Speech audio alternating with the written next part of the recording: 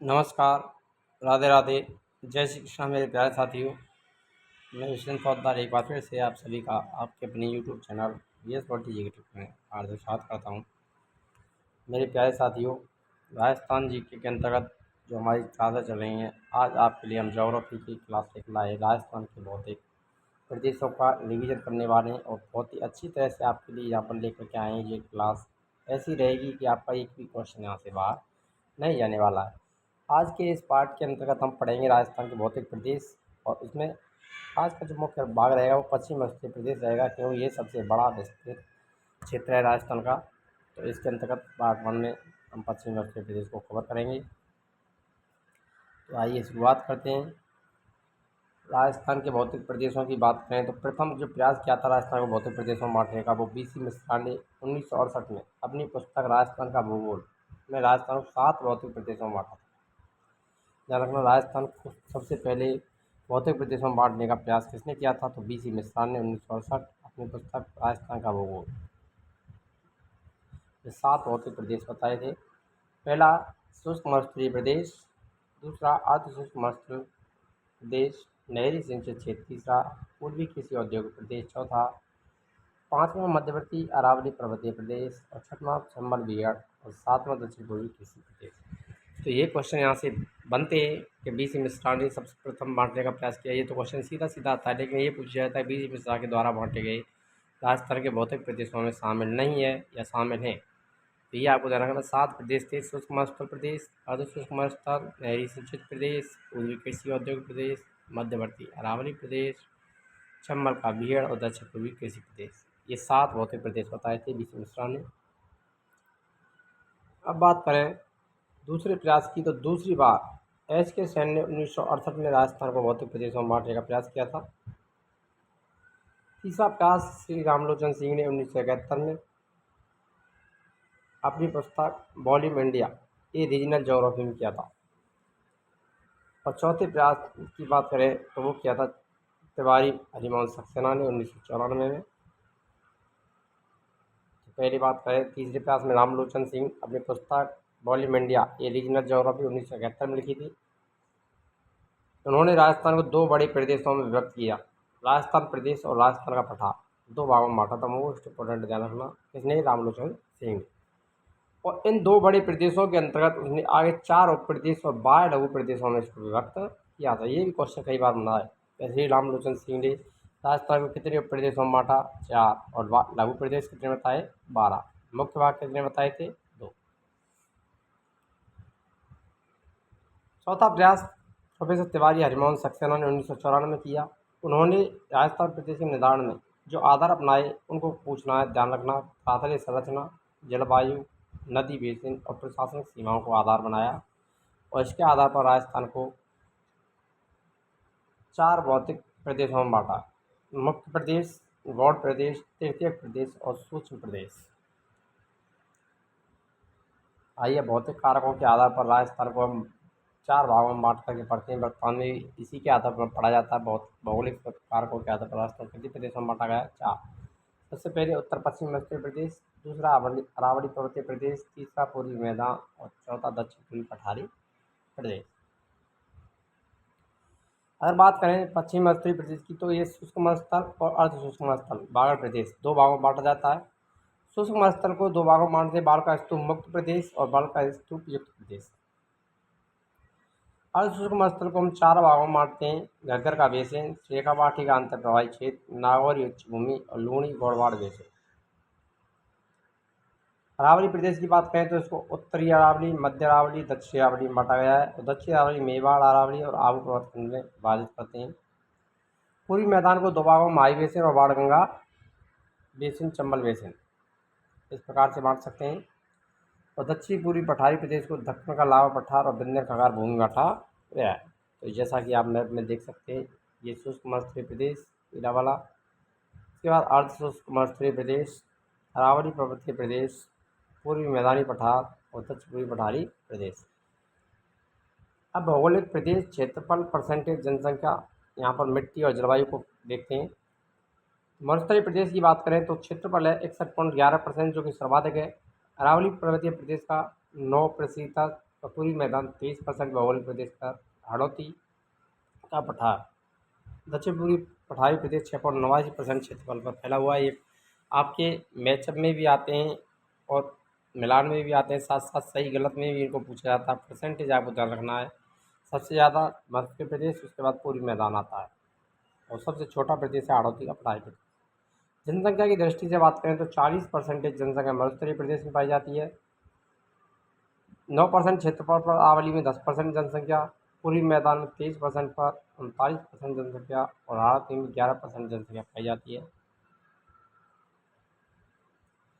मध्य प्रदेश के अंतर्गत 12 जिले, अरावली पर्वतीय प्रदेश 13, मुख्य 7, पूर्वी मैदान में 10 जिले और हाड़ौती में 7 जिले आते हैं।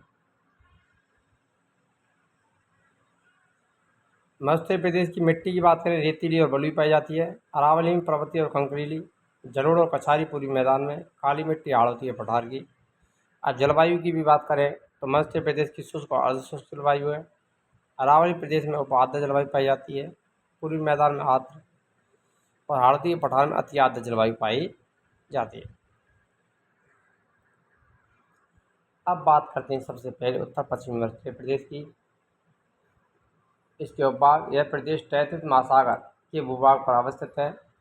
तैंतीस महासागर के अवशेषों से निर्मित है पश्चिमी मध्य प्रदेश और यह ग्रेट पोलियो आर्कटिक अफ्रीकी महासागर का पूर्वी विस्तार है। मोस्ट इम्पोर्टेंट है, यहाँ से हमेशा क्वेश्चन पूछा था कि पश्चिम मध्य प्रदेश किस भाग का भाग है, तो तैंतीस सागर का अवशेष है।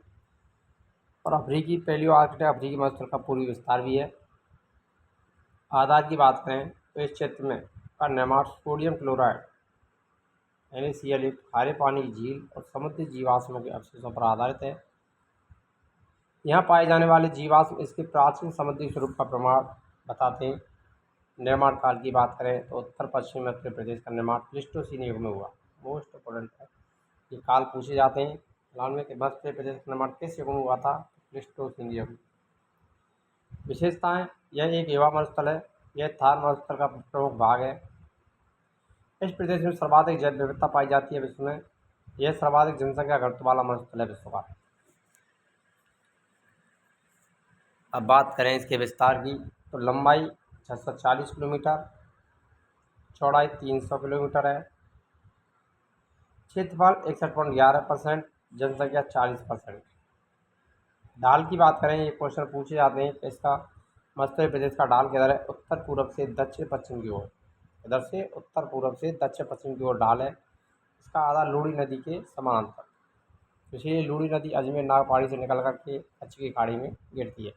इसका भाग उत्तर पूर्व से दक्षिण पश्चिम की ओर होता है। पूछा जाता है पश्चिमी उत्तर का ढाल कहाँ है। ऊंचाई की बात करें, समुद्र तल से औसत ऊंचाई 150 मीटर और दक्षिण की ओर की बात करें तो 300 मीटर उत्तर की ओर। विश्व का 17वां सबसे बड़ा मरुस्थल, उपोष्णकटिबंधीय दृष्टि से 9वां सबसे बड़ा मरुस्थल है। राजस्थान में मरुस्थलीकरण से प्रभावित क्षेत्र 62.06%, इसरो की रिपोर्ट 2021 के अनुसार। इतना प्रभावित क्षेत्र मरुस्थलीकरण से है 62.06। वैश्विक दृष्टि से थार का विस्तार भारत में 85%, पाकिस्तान 15% है। पाकिस्तान थार के विस्तार को चोलिस्तान कहा जाता है। यदि अभी तक आपने वीडियो को लाइक नहीं, वीडियो को लाइक करें, शेयर करें अधिक से अधिक, ताकि प्रत्येक विद्यार्थी तक हमारी क्लासेज पहुँच सके। देखिए, निर्माण संबंधी प्रमुख विद्वानों के मतों की बात करें, सर सिरिल फॉक्स के अनुसार समुद्री जीवाश्म प्रमाणों के अनुसार मरुस्थल का दक्षिण पश्चिमी भाग, सिंध घाटी का निचला भाग अपर टर्सरी युग तक समुद्र से नीचे रहा। बाद में समुद्र के पीछे हटने से यह सूख गया। ब्रेनफोर्ड के अनुसार उसका मत है कि मायोसीन और प्लायोसीन काल में समुद्र पीछे हटा।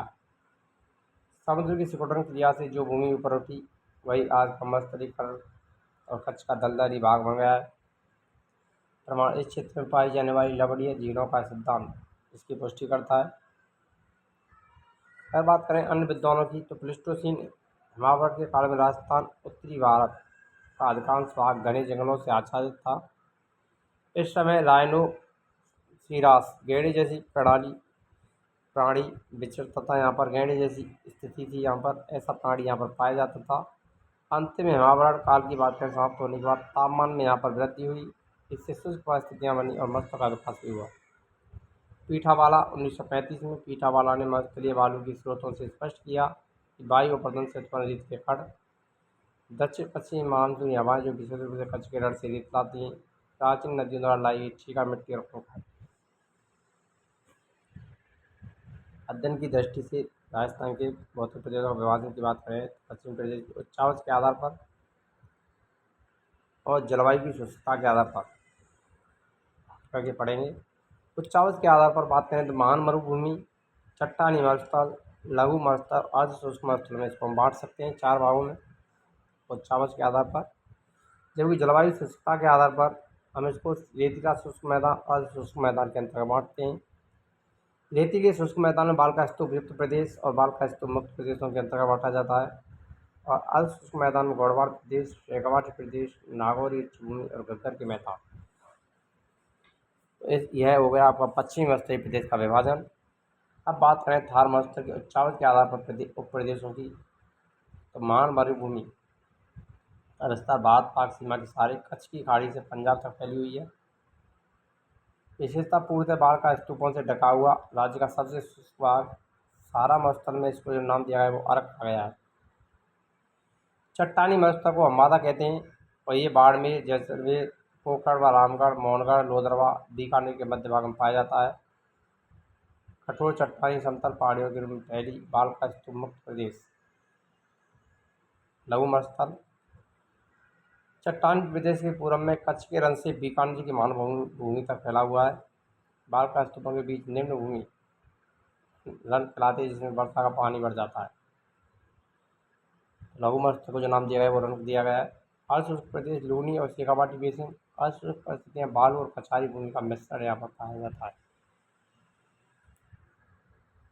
राजस्थान के पश्चिम मत्स्य मैदान का विभाजन शुष्कता के आधार पर विभाजन आधार वर्षा की मात्रा को माना गया है, जिसके निर्धारण 25 सेंटीमीटर समवर्षा रेखा के आधार पर किया जाता है। और 25 सेंटीमीटर समवर्षा रेखा के अनुसार क्षेत्र को 2 भागों में बांट सकते हैं। पश्चिम मत्स्य प्रदेश के विभाग शुष्क रेतीला मरुस्थल और अर्धशुष्क रेतीला मरुस्थल। इसमें वर्षा की बात करें शुष्क रेतीले मरुस्थल में 0.25 सेंटीमीटर वर्षा होती है और इसका जो क्षेत्रफल है वो 1 लाख वर्ग किलोमीटर है। अर्धशुष्क रेतीला मरुस्थल 25 से 50 सेंटीमीटर वर्षा, क्षेत्रफल 75,000 वर्ग किलोमीटर।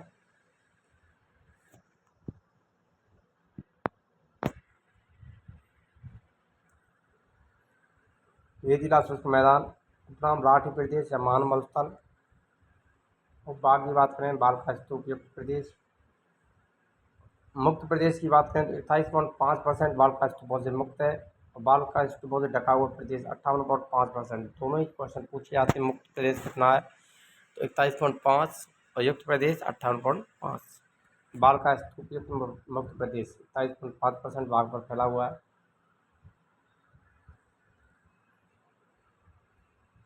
इस क्षेत्र में बाल का स्तूप का पूर्णतः अभाव है।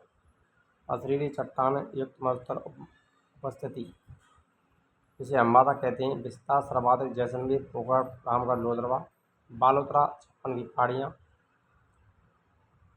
अन्य उदाहरण झुंझुनू, लोहागढ़ की पहाड़ी, सीकर, हंसमाता का पर्वत, जोधपुर, मेहरानगढ़, चिड़ियाटोप पहाड़ी पर फलौदी, बाड़मेर, चौठन, उत्तरी पश्चिमी बालोतरा। ये इसके ज़िले आते हैं। बाड़मेर, बालोतरा का कुछ हिस्सा, जैसलमेर, फलौदी, बीकानेर, पश्चिमी चूरू।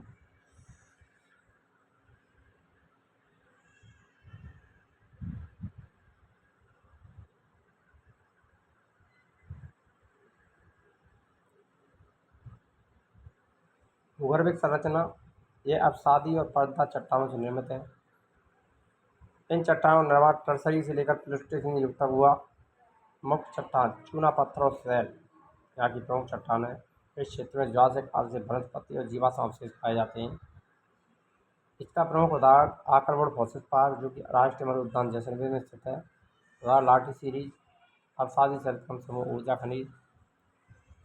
अर्क संपूर्ण रेतीला मरुस्थल, महान मरुस्थल, रेत मिश्रित मरुस्थल, कंकड़ पत्थर युक्त रेत। विस्तार सर्वाधिक जैसलमेर, बालोतरा, बाड़मेर, जालौर, झुंझुनू, चूरू में।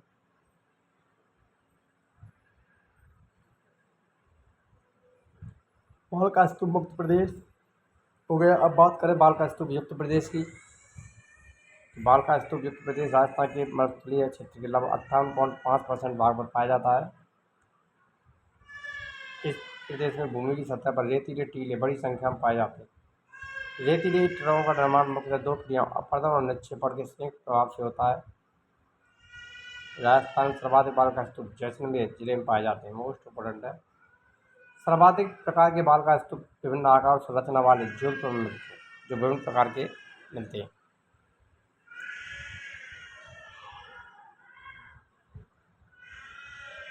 बाल का स्तूप का सर्वाधिक निर्माण काल मार्च और अप्रैल के महीनों में होता है, जब क्षेत्र में तीव्र गर्म लू चलती है और रेत का संचयन अधिक होता है। बाल का स्तूप के प्रकार मेकी के अनुसार 1969 में बाल का स्तूपों को निम्न प्रकार से बांटा गया है। बारखान अर्धचंद्राकार आकृति के बाल का स्तूप रेत के टीले होते हैं। विशेषता सर्वाधिक गतिशील और स्थानांतरित होते हैं। सर्वाधिक मरुस्थलीकरण और हानिकारक भी होते हैं। रेगिस्तान का मार्ग सर्वाधिक नाचरा गांव जैसलमेर, यानी रेगिस्तान का बढ़ना रेगिस्तान का मार्च कहलाता है। सर्वाधिक कहाँ पर है इसका विस्तार नाचरा गांव जैसलमेर में। खान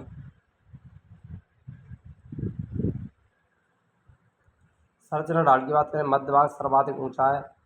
इसके अंतर्गत ढाल पश्चिम दिशा में पवनमुखी ढाल मंद लगभग 5 से 12 डिग्री उन्नतोदर ढाल, जबकि विपरीत दिशा में पवनमुखी ढाल 35 डिग्री नतोदर होता है।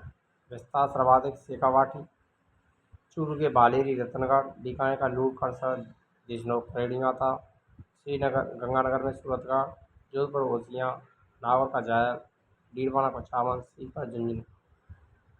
बरखंड का विस्तार निम्न घाटियों में जैसे कांतली, मेंढा, खेड़ा, खंडेला, खारी, पहाड़ी, साहिल, डून नदी के जो क्षेत्र हैं उनमें पाया जाता है। टाड़ या तल्ली बरखान की दो भुजाओं के बीच रगड़ से बने गर्त नीचा भाग होता है, उसे टाड़ या तल्ली कहते हैं, जिसमें जल भर जाता है। सिर्फ फेस, थ्री फेस और हॉर्न और वेंट जो हवा आती है उसके प्रमुख ढाल पर ये बनते हैं। पवन की ढाल पर विपरीत। अब बात करें अनुप्रस्थ बाल का स्तूप। झारखंड पट्टी पवन की दिशा के समकोण पर बने हैं। एक पवन जिससे चलेगी उसकी दिशा के किस पर बनते हैं? समकोण पर बनते हैं। विस्तार बीकानेर का पूगरगढ़ और अनूपगढ़, हनुमानगढ़, रावतसर, चूरू, सरदार शहर, झुंझुनू, गंगानगर, सूरतगढ़। अर्धदैर्घ्य बाल का स्तूप अन्य नाम रेखीय बाल का स्तूप, पवनानुवर्ती बाल का स्तूप। यह निर्माण वायु के समानांतर प्रवाह से होता है। ये सभी प्रकार के बाल का स्तूप सबसे ऊंचे बाल का स्तूप होते हैं। इसके प्रकार तीन होते हैं: शीफ वनस्पति युक्त रेखीय, पवनमुखी रेखीय होते हैं। शीफ भी कहते हैं इसको, वनस्पति युक्त रेखीय, पवनमुखी। विस्तार जैसलमेर के रामगढ़ सर्वाधिक, बाड़मेर, बालोतरा, जोधपुर, भड़ौदी, चूरू में रन या कड़ी बीच में निर्माण होता है। इसमें जल में पानी बढ़ जाता है और पानी सूखने के बाद वहाँ पर खेती की जाती है, उसे खड़ीन कहते हैं। घासी करवा दो बाल का स्तूपों के बीच की निम्न भूमि को घासी या करावा कहते हैं।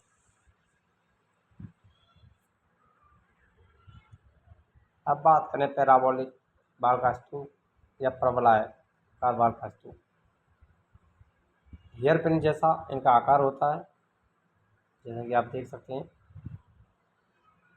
इसका निर्माण बरखान के विपरीत होता है। सर्वाधिक मात्रा में तो सभी जगह पर ये पाए जाते हैं। सबसे ज़्यादा पाए जाने वाले बाल का स्तूप मरुस्थल में पैराबोलिक।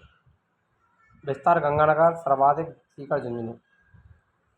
तारेनुमा बाल का स्तूप। अन्य भुजाएं निर्माण अनियमित हवाओं के कारण मोहनगढ़ व पोगढ़ जैसलमेर में, सूरतगढ़, गंगानगर, बीकानेर में सर्वाधिक पाए जाते हैं।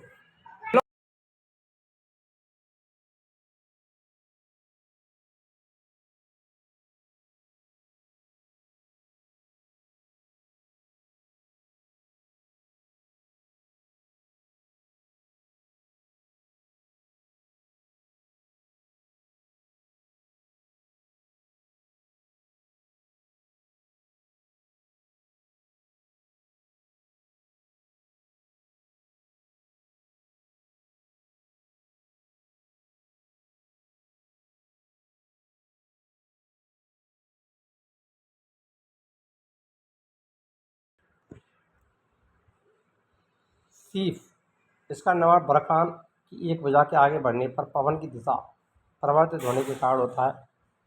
इसका विस्तार चूरू, बीकानेर, जैसलमेर में। नेटवर्क बाल का स्तूप इनका निर्माण बरखान, अनप्रस्थ, अनुदैर्ध्य और सी बाल का स्तूपों के आगे जुड़ते रहने से होता है। इसका विस्तार थार मरुस्थल के उत्तर पूर्वी भाग, हनुमानगढ़ से भिवानी व हिसार, हरियाणा तक पाया जाता है। अवरोधी बाल का स्तूप निर्माण किसी अवरोध से वनस्पति पर्वत पहाड़ी उत्पन्न जवाब के कारण। अन्नाम अवशिष्ट जीवाश्म अवरोधी बाल का स्तूप विस्तार पहाड़ी क्षेत्र के समीप चाकसू, भगरू, जोगनेर, पुष्कर, बूढ़ा पुष्कर, नाग पहाड़, सीकर की पहाड़ी, कुचामन, बिचून पहाड़ अवरोधी बाल का स्तूप पाए जाते हैं।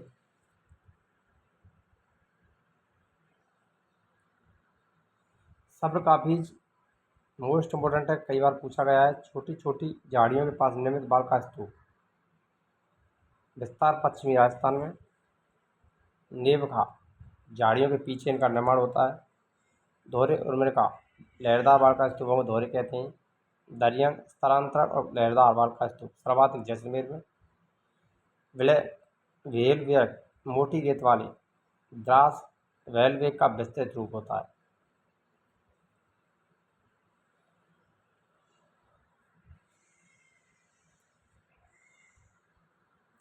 शुष्क मरुस्थल के अन्य महत्वपूर्ण तथ्य रन, टाट, पाया, तल्ली या टांड ये झीलों के प्रकार हैं। वे स्थल होते हैं जहाँ बाल का स्तूप के बीच बनते हैं और वर्षा के समय अस्थायी रूप से जल भरकर झीलों का निर्माण रूप ले लेते हैं। यही रेत के टीलों के बीच जब बाल का स्तूपों के बीच में पानी भर जाता है वर्षा का, तो रन, टाट या पलाया झीलें इनको कहते हैं। इनका निर्माण मुख्य से वर्षा जल एकत्रित होने के कारण होता है। ये दलदली और लवणीय और अनपजा होते हैं। विस्तार सर्वाधिक जैसलमेर, लंबा, ब्रह्मसर, भागरी, पोखर, मोलास में। फलौदी में भाप, फलोतराम, थोक, चूरू, तालछापर, पड़ियारी रन, जालौर में नेहड़ रन और रेडाना बाड़मेर में। खड़ीन राजस्थान की परंपरागत जल संरक्षण की तकनीक। इसका प्रयोग मत्स्य क्षेत्रों में वर्षा जल संचयन के लिए किया जाता है। यह मूल रूप से अस्थायी तालाब या झील होती है जिसमें वर्षा का जल एकत्रित होकर कुछ समय ठहरता है। खड़ीन प्रणाली का निर्माण पालीवाल ब्राह्मणों द्वारा 15वीं शताब्दी में किया गया था।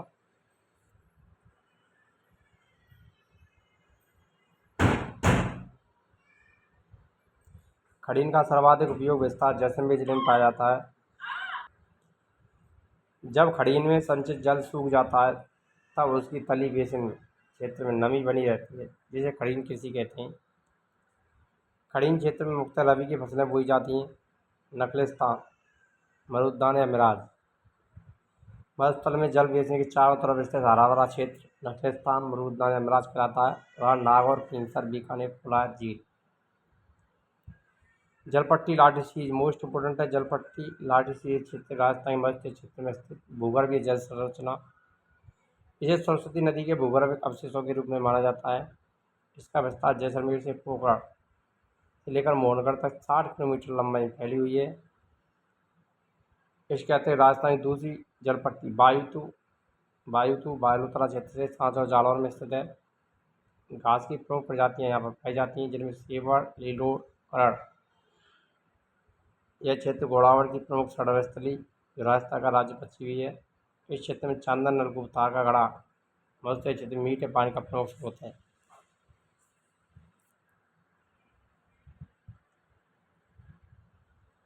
बालसन मरुस्थल में पहाड़ियों के मध्य स्थित जल बेसिन को बालसन कहा जाता है। प्राय वर्षा जल एकत्रित हो जाता है इनमें।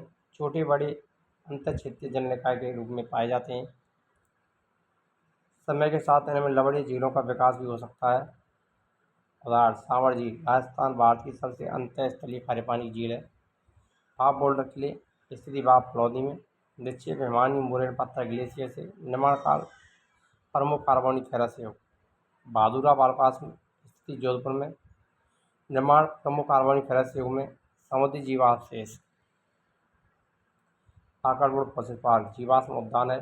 जैसलमेर राष्ट्रीय मृद्यान प्राचीन लकड़ी के अवशेष पाए गए हैं। इसका निर्माण जुरासिक काल 18 करोड़ वर्ष पहले हुआ।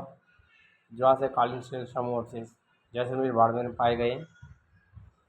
बड़ेसर श्रेणी, बैसाखी श्रेणी, जैसलमेर श्रेणी और लाठी श्रेणी। विशेषतः चूना पत्थर, बारका पत्थर की अधिकता। थारोसोरस इंडिकस भारत का थार डायनासोर। खोज स्थान जैसलमेर राजस्थान। थारमस्तर। वर्ष खोज कार्य 2018। जीएसआई भारतीय वैज्ञानिक सर्वेक्षण द्वारा शुरू। टीम देवाशीष भट्टाचार्य, कृष्ण कुमार, प्रज्ञा पांडे, त्रिपुरा घोष, जीएसआई अधिकारी। इसकी विशेषता है दुनिया का सबसे पुराना शाकाहारी डायनासोर है। नामकरण थोरोसोरस इंडिकस, थार का भारतीय डायनासोर। आयु लगभग 16.7 करोड़ वर्ष पुराना। समूह डायग्रोसॉर्ड, लंबी गर्दन वाला शाकाहारी डायनासोर। नई खोज जैसलमेर 16.7 करोड़ साल पुराने शाकाहारी डायनासोर के जीवाश्म पाए गए। इसको नाम दिया गया थारोसोरस इंडिकस। मोस्ट इम्पोर्टेंस है जैसलमेर में जो पुराने शाकाहारी डायनासोर के अवशेष मिले हैं, इसको क्या नाम दिया गया है? थारोसोरस इंडिकस। आईआईटी रुड़की और जीएसआई को इसके प्रमाण मिले हैं। 2018 में इसका शुरू हुआ था उत्खनन का खोज। भारत के थार का डायनासोर इसको नाम दिया गया है थारोसोरस इंडिकस।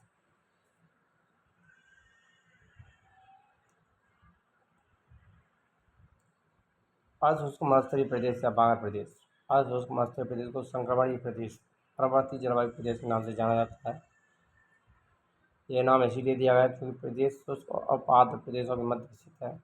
यह प्रदेश राजस्थान का वह क्षेत्र है जहाँ मरुस्थलीय जलवायु से आर्द्र जलवायु की ओर संक्रमण देखा जाता है, इसीलिए संक्रमणीय प्रदेश के नाम से इसको जाना जाता है।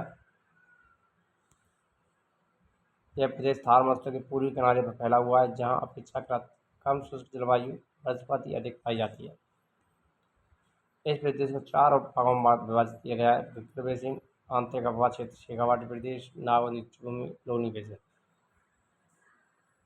गग्गर बेसिन, आंतरिक प्रवाह शेखावाटी क्षेत्र, नागौर उच्चभूमि, लोनी बेसिन। इस प्रदेश में औसत वार्षिक वर्षा 25 से 50 सेंटीमीटर के मध्य होती है। गग्गर बेसिन, इसका विस्तार मुख्यतः हनुमानगढ़ और गंगानगर जिलों में पाया जाता है। गग्गर नदी के प्रवाह क्षेत्र में गग्गर नदी की बाढ़ से इसका निर्माण हुआ है। गग्गर नदी का प्रवाह क्षेत्र हनुमानगढ़ में नाली या पाट और पाकिस्तान में अखरा कहलाता है। मोस्ट इम्पोर्टेंट है। यहाँ की मिट्टी को काठी या बग्गी कहा जाता है, जो चिकनी और अत्यंत उपजाऊ होती है। यहाँ की हवा के साथ उड़ने वाली बारीक मिट्टी को पड़ो बारीक मिट्टी कहाँ पाई जाती है? गग्गर बेसिन में। इसे दुर्जोती नदी की शुष्क घाटी देखी जाती है, जो नोहर, भादरा, हनुमानगढ़ के आसपास पाई जाती है। इसमें प्रमुख समस्याएं क्षारीयता, सेम और जलाक्रांतक की समस्या। हनुमानगढ़ जंक्शन से बाढ़ की समस्या अधिक रहती है क्योंकि यहाँ पर आधार तल नदी के पेटे से नीचे स्थित है। आंतरिक अफवाह क्षेत्र शेखावाटी प्रदेश, यह सीकर, झुंझुनू, चूरू, डीडवाना, कुचामन के भागों में देखा जाता है। आंतरिक अफवाह क्षेत्र राजस्थान का एक निम्नवर्ती भूभाग है जहाँ वर्षा जल किसी समुद्र या बड़ी नदी में जाकर के स्थानीय रूप से अवशोषित हो जाता है। इस प्रदेश को भागर प्रदेश के नाम से जाना जाता है, जो कि पुराने जलोढ़ मिट्टी के जमाव है। इस क्षेत्र में बहने वाली मुख्य नदी कांतली है, जो अस्थायी रूप की है। इसके अफवाह क्षेत्र को तोराबाटी कहते हैं।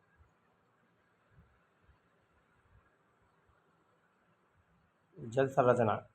सर शेखावाटी क्षेत्र में मानसून के दौरान बनने वाले तालाबों को सर, जैसे सालासर, मौलासर, उदासर, मलीसर, सालीसर, जुस्सूसर, जो शेखावाटी क्षेत्र में पानी के कच्चे कुएं जोड़ कहलाते हैं। नाड़ी या नाड्या, कच्चे जलाशय प्राकृतिक चुनेदार गड्ढों के रूप में निर्मित। लवड़ीय गर्त, डीडवाना, डेगाना, कुचामन, तालछापर, सुजानगढ़, परिहाड़ा प्रमुख रन है। चारा भूमि को इसमें बीड़ कहा जाता है, जो विशेषतः झुंझुनू जिले में बागड़ बीड़ और सीकर में फतेहपुर के रूप में पाई जाती है। भौगोलिक प्राकृतिक विशेषताएं।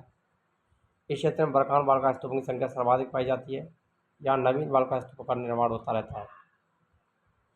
जलवायु की विशेषताएं। क्षेत्र में गर्मियों में अत्यधिक गर्मी पड़ती है, सर्दियों में तीव्र ठंड रहती है। यहाँ वार्षिक तापांतर राजस्थान में सर्वाधिक है। चूरू जिला पूरे प्रदेश का सबसे अधिक गर्म और सबसे अधिक ठंडा माना जाता है।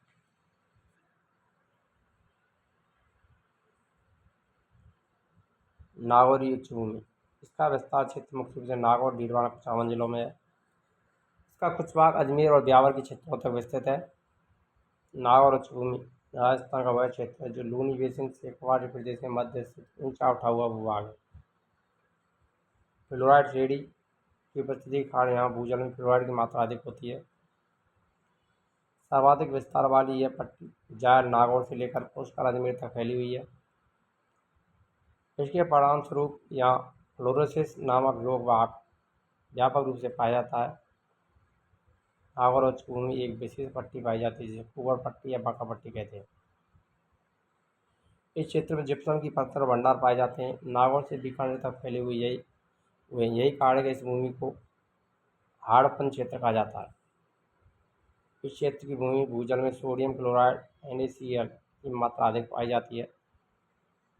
नागौर उच्चभूमि में खारे पानी की झीलों की संख्या सर्वाधिक है। यह कल्ला इस क्षेत्र की प्रमुख समस्या है। यह अनुपजाऊ भूमि होती है जो कि परत अपरदन के बाद निर्मित होती है।